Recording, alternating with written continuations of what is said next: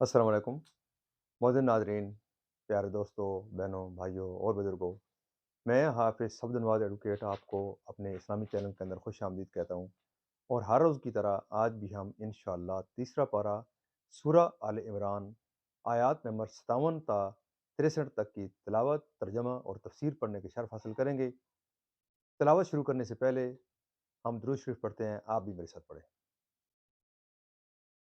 اللهم صل على محمد وعلى آل محمد كما صليت على إبراهيم وعلى آل إبراهيم إنك حميد مجيد. اللهم بارك على محمد وعلى آل محمد كما باركت على إبراهيم وعلى آل إبراهيم إنك حميد مجيد. أما بعد فأعوذ بالله من الشيطان الرجيم. بسم الله الرحمن الرحيم.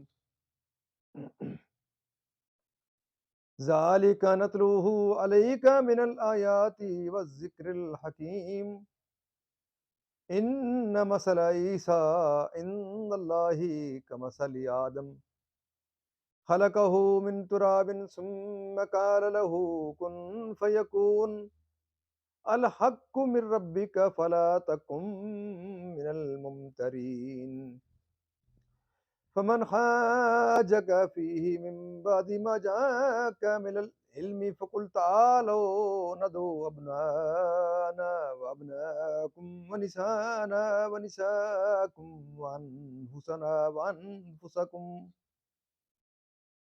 ثم نبتهل فنجعل لعنة الله على الكاذبين إن هذا لهو القصص الحق وما من إله إلا الله وإن الله لهو العزيز الحكيم فإن تولوا فإن الله عليم بالمفسدين قل يا أهل الكتاب تعالوا إلى كلمة سواء بيننا وبينكم ألا نعبد إلا الله ولا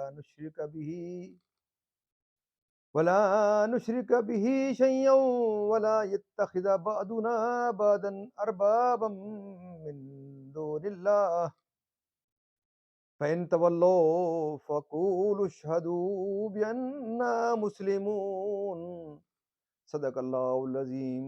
ترجمہ: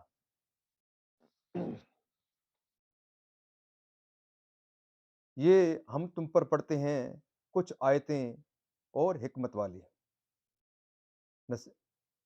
یہ ہم تم پر پڑھتے ہیں کچھ آیتیں اور حکمت والی نصیحت۔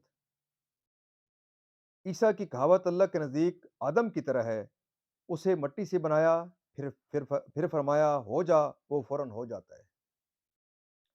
اے سننے والے، یہ تیرے رب کی طرف سے حق ہے، تو شک والوں میں نہ ہونا۔ پھر اے محبوب، جو تم سے عیسیٰ کے بارے میں حجت کریں بعد اس کے کہ تمہیں علم آ چکا، تو ان سے فرما دو آؤ ہم بلائیں اپنے بیٹے اور تمہارے بیٹے، اور اپنی عورتیں اور تمہاری عورتیں، اور اپنی جانیں اور تمہاری جانیں، پھر مباہلہ کریں تو جھوٹوں پر اللہ کی لعنت ڈالیں۔ یہی بے شک سچا بیان ہے، اور اللہ کے سوا کوئی معبود نہیں، اور بے شک اللہ ہی غالب ہے، حکمت والا۔ پھر اگر وہ منہ پھیریں تو اللہ فسادیوں کو جانتا ہے۔ تم فرماؤ اے کتابیو، ایسے کلمے کی طرف آؤ جو ہم میں تم میں یکساں ہے، یہ کہ عبادت نہ کریں مگر خدا کی، اور اس کا شریک کسی کو نہ کریں، اور ہم میں کوئی ایک دوسرے کو رب نہ بنا ڈالے اللہ کے سوا۔ پھر اگر وہ نہ مانے تو کہہ دو تم گواہ رہو کہ ہم مسلمان ہیں۔ یہاں اس کا ترجمہ اختتام پذیر ہوتا ہے۔ اب اس کی تفسیر کی طرف پڑھتے ہیں۔ تفسیر: شان نزول۔ نصارہ نجران کا ایک وفد سید عالم صلی اللہ علیہ وسلم کی خدمت میں آیا، اور وہ لوگ حضور سے کہنے لگے آپ گمان کرتے ہیں کہ عیسیٰ اللہ کے بندے ہیں؟ فرمایا ہاں، اس کے بندے اور اس کے رسول، اور اس کے کلمے جو کماری بطول عذرا کی طرف القاء کیے گئے۔ نصارہ یہ سن کر بہت غصے میں آئے اور کہنے لگے یا محمد، کیا تم نے کبھی اب بے باپ کا انسان دیکھا ہے؟ اس سے ان کا مطلب یہ تھا کہ وہ خدا کے بیٹے ہیں، معاذ اللہ۔ اس پر یہ آیت نازل ہوئی اور یہ بتایا گیا کہ حضرت عیسیٰ علیہ السلام صرف بغیر باپ کے ہوئے ہیں، اور حضرت آدم علیہ السلام تو ماں اور باپ دونوں کے بغیر مٹی سے پیدا کیے گئے۔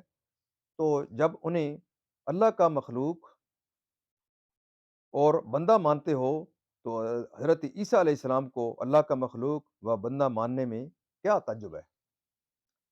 جب رسول کریم صلی اللہ علیہ وسلم نے نصارہ نجران کو یہ آیت پڑھ کر سنائی اور موبائلے کی دعوت دی تو کہنے لگے کہ ہم غور اور مشورہ کر لیں، کل آپ کو جواب دیں گے۔ جب وہ جمع ہوئے تو انہوں نے اپنے سب سے بڑے عالم اور صاحب الرائے شخص عاقب سے کہا کہ اے عبد المسیح، آپ کی کیا رائے ہے؟ اس نے کہا کہ اے جماعت نصارہ، تم پہچان چکے کہ محمد نبی مرسل تو ضرور ہیں، اگر تم نے ان سے مباہلہ کیا تو سب ہلاک ہو جاؤ گے۔ اب اگر نصرانیت پر قائم رہنا چاہتے ہو تو انہیں چھوڑو اور گھر کو لوٹ چلو۔ یہ مشورہ ہونے کے بعد وہ رسول کریم صلی اللہ علیہ وسلم کی خدمت میں حاضر ہوئے تو انہوں نے دیکھا کہ حضور کی گود میں امام حسین ہیں اور دست مبارک میں حسن کا ہاتھ، اور فاطمہ اور علی حضور کے پیچھے ہیں رضی اللہ تعالی عنہم، اور حضور ان سب سے فرما رہے ہیں کہ جب میں دعا کروں تو تم سب آمین کہنا۔ نجران کے سب سے بڑے نصرانی عالم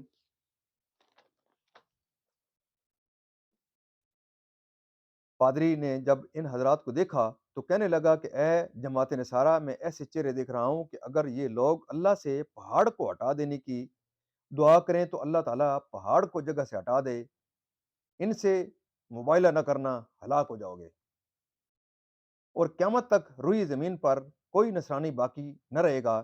یہ سن کر نصارہ نے حضور صلی اللہ علیہ وسلم کی خدمت میں عرض کیا کہ مباہلے کی تو ہماری رائے نہیں ہے۔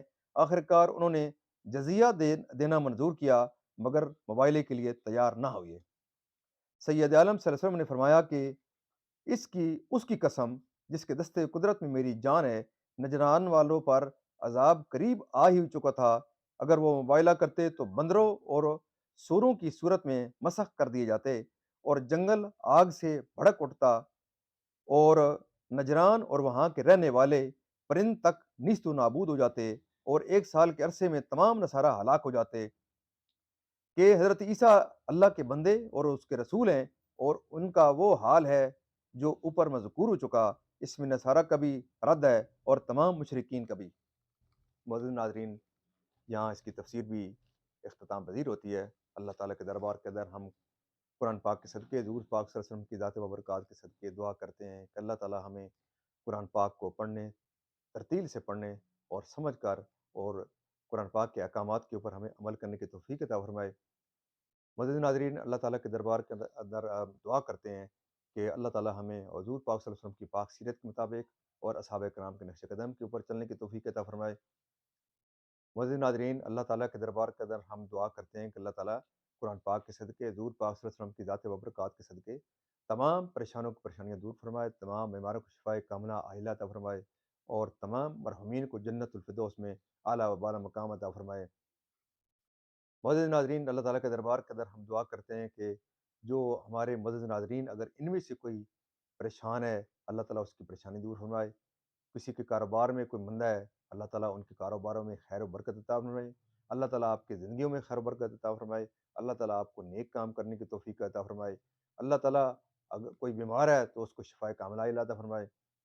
پیارے دوستو، میری صرف یہ استدعا ہے کہ حضور پاک صلی اللہ علیہ وسلم جو ختم الرسل تھے، حضور صلی اللہ علیہ وسلم خاتم النبیین ہیں، اور خاتم النبیین کے خاتمے کے ان کے بعد جو آخری امت ہے، تو آخری امت ہونے کے ناطے تمام کلمہ گو جو اس دنیا پر ہیں، جنہوں نے کلمہ لا الہ الا اللہ محمد رسول اللہ پڑھا ہے، تو ان سب پر یہ فرض ہے کہ وہ اس کلمے کو اور اس پیغام کو جو کلام مقدس کا یہ مقدس پیغام ہے، اس کو پھیلانے کے لیے آپ ضرور اپنا رول ادا کر رہے ہیں۔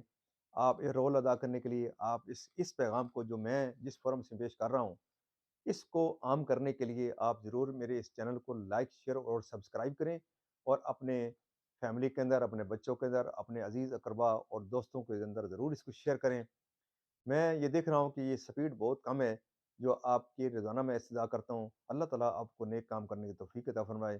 اللہ تعالیٰ آپ کو یہ نیک کام جس کی میں آپ کو دعوت دے رہا ہوں، اللہ تعالیٰ اس کے اندر آپ کو توفیق دے اپنے فضل و کرم سے۔ اللہ تعالیٰ آپ کو صحت عطا فرمائے اور اللہ تعالیٰ آپ کو نیک کام کرنے کی توفیق عطا فرمائے۔ آمین ثم آمین۔